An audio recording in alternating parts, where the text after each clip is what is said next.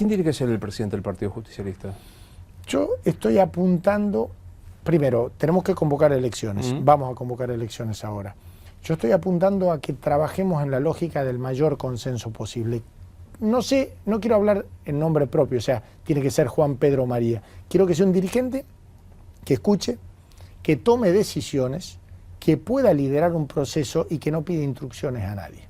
Digamos, con esos requisitos veremos quién es el que más se puede acercar y quién es el que genera más consenso. ¿Aspira usted personalmente a hacerlo? En lo personal, no. Respetando la libertad de decisión de los legisladores de su provincia, en lo personal, ¿cree que hay que apoyar a Rosenkrantz y a Rosati? Primero, nunca he dado instrucción a legisladores, aparte tampoco me daría mucha bolilla si lo hago, vamos a ser claros. En lo personal, me parecen dos profesionales de intachable trayectoria. Ambos, si yo fuera legislador, lo haría. El problema que ha habido en su momento y generó contradicción es el método.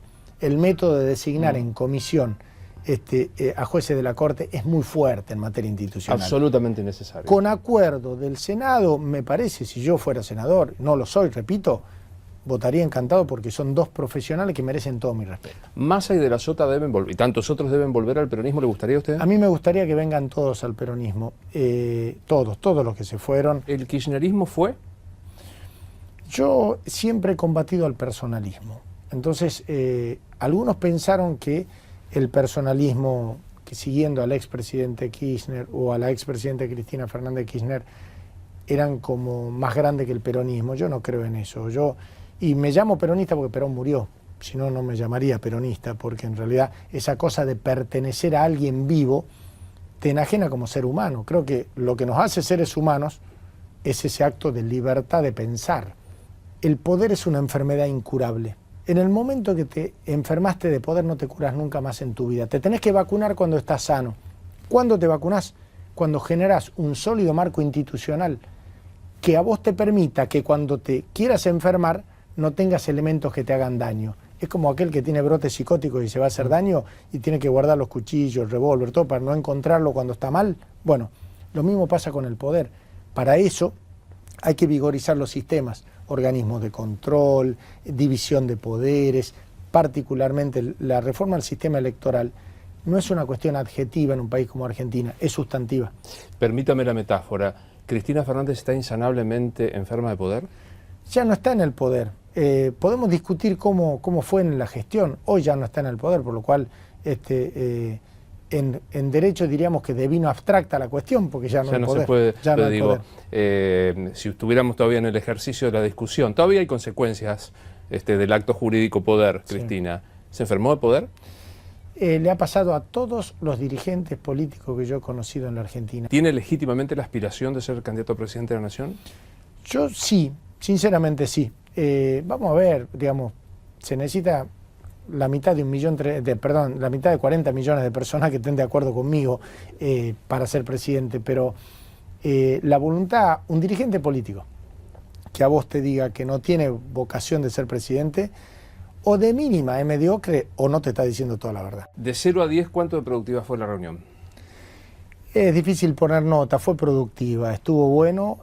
Primero estuvo bueno que apenas nos reunimos nosotros y planteamos la necesidad de la reunión, Frigerio, antes que llegue ninguna comunicación, se comunicó con nosotros el mismo sábado, nos dijo lo espero el miércoles. Buena predisposición del gobierno en el sentido de que había algunas dudas, y las hay todavía, respecto del decreto de lo que fue el traspaso, digamos, los fondos para el traspaso de la policía. El gobierno se comprometió a corregir ese decreto porque había algunas cuestiones que afectaban los intereses de las provincias. Las provincias argentinas vienen siendo, desde el mes de septiembre del año pasado, se ha prácticamente paralizado el envío de recursos para el giro de obras públicas acordadas entre nación y provincia. Eso está generando situaciones complicadas de trabajo en empleados de la construcción en muchos lugares. Hay un compromiso del gobierno en 5 semanas de resolver ese tema. Es un número que está en el orden de los 10.000 millones de pesos que se adeudan de la nación a las provincias. Y hemos establecido una mesa para lo que significa el sistema de coparticipación y esta discusión que tenemos respecto de la exigencia del goteo del 15% de la coparticipación reconocido por la justicia para 3 provincias, pero no para otras. ¿Fue más cercana al acuerdo o más cercana al disenso? No, fue interesante porque con fuerte, digamos, discusión de las partes, el ánimo fue de acordar, de todos, de los gobernadores que fuimos con nuestra posición y del equipo de Frigerio a la cabeza, también estuvo el presidente de la Cámara de Diputados, inclusive al inicio también acompañó el jefe de gabinete un rato, que luego se fue, pero hay un planteo de una Argentina distinta. ¿En qué sentido? En que podemos discutir con firmeza, con convicciones, pero podemos ponernos de acuerdo y eso no nos hace enemigos, eso está bueno. ¿Distinto del kirchnerismo? Definitivamente, muy distinto. ¿Macri en este sentido es mejor que el kirchnerismo? No, sin lugar a dudas, el tema de digamos, la propensión al diálogo, o por ejemplo, vamos a hablar de un tema puntual. El decreto que asigna partida, o sea, triplica casi la coparticipación de la Ciudad Autónoma de Buenos Aires, a mi juicio es un error del gobierno. Aparte de, en términos políticos, ser un error, desde mi mirada, no discuto la justicia de los fondos, está mal hecho en términos de que establecía también que crecía la base para que reciban más fondos de vivienda, más fondos de coparticipación, por ejemplo, de exportaciones de soja y algunas otras cosas más.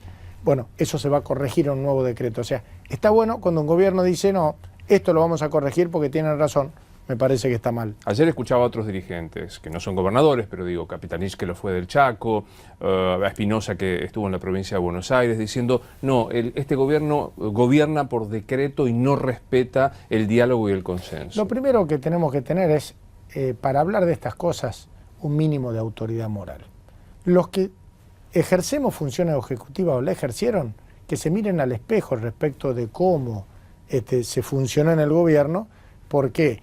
Que algunos dirigentes de algunos espacios políticos se escandalicen porque un presidente firma decreto es de mínima un chiste, vamos a ser claros, respecto de cómo es el modus operandi en la política argentina. Y no me refiero a ningún partido político y me hago cargo del peronismo lo que nos toca a los peronistas, pero creo que hay un patrón de conducta de fuerte ejercicio del poder que ahora quejarnos porque otro lo hace, de mínima parece como cómico. Lo que sí es cierto es que es importante, aquellos que tenemos responsabilidad institucional, lo que está bueno, repito, yo no puedo pedir que en 40 días me resuelvan las cosas, es que uno levante el teléfono y haya otra voz en el teléfono del otro lado y por lo menos haya diálogo. Respuestas hasta ahora no hemos tenido muchas, es cierto. Sería una injusticia pretender que en 40 días las tenés, o por ahí podría haber sido bueno, pero bueno, el camino está por lo menos iniciado, ¿no? Sabe que metáfora, ¿no? Pero si Cristina Kirchner está escuchando esta conversación nuestra, se va a enojar mucho. Pero se enojaron conmigo cuando estaba en el gobierno, así que imagínense, ahora me tiene sin cuidado.